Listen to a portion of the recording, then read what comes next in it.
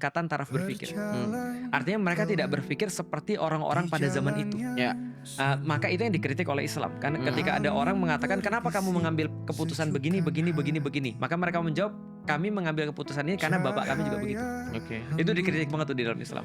Nah, artinya ketika orang-orang di zaman itu, satu kelompok yang sudah mengambil satu ideologi baru ini, yaitu namanya Islam itu, mereka kemudian punya cara berpikir yang berbeda. Nah, sehingga tadi kalau kita balik lagi soalan sistem itu salah satu yang menjadi fungsinya adalah dia mencetak orang-orang sistem itu adalah mencetak input apapun menjadi output yang sama.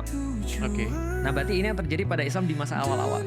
Jadi the perfect system mungkin sekarang kita nggak lihat, tapi bisa jadi nanti akan kita lihat. Menurutku ya, tetap aku meyakini walaupun tetap berbeda dengan Coki, tapi orang-orang ini dicetak oleh sistem yang baik. Nah, apa kemudian yang dibiasakan di awal-awal? Nah, pada saat itu yang dikembangkan oleh orang-orang adalah sami'na wa ata'na versi hancur. Oh, Kami dengar versi dan- hancur ya, versi sambil hancur. nawar versi hancur. Jadi kami dengar dan kami taat versi hancur. Contoh misalnya, kamu tuh Buddha, Masuklah ke pembahasannya tadi. karena kamu hitam. Sesederhana itu gitu kan ya.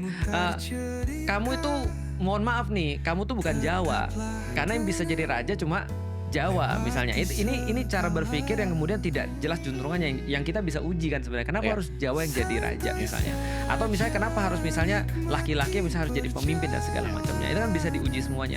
Nah, ketika kemudian muncul satu kelompok yang dalam tanda kutip mereka punya kebebasan berpikir, atau bukan kebebasan berpikir yang tidak bertanggung jawab ya, kebebasan berpikir yang bertanggung jawab yang sudah diarahkan oleh Islam, maka muncul satu kelompok yang punya ideas yang akhirnya baru punya sistem yang yang manifestasi sistem itu baru terlihat setelah berapa tahun? Futuh Makkah berarti ya.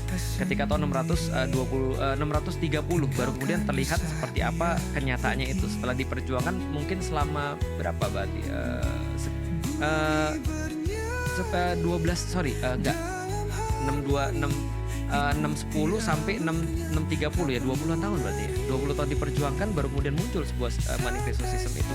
Nah, berarti kalau di dalam Islam kalau kita lihat berpikir itu adalah minimum requirement, Bare minimum. bagi orang-orang yang mau untuk beragama. Jadi ketika dia nggak bisa berpikir, dia sebenarnya akan sangat sulit sekali untuk beragama. Maka seringkali aku bilang privilege-nya orang beragama itu adalah pintar. Jadi kalau dia pintar, dia lebih mudah untuk bisa memahami agama.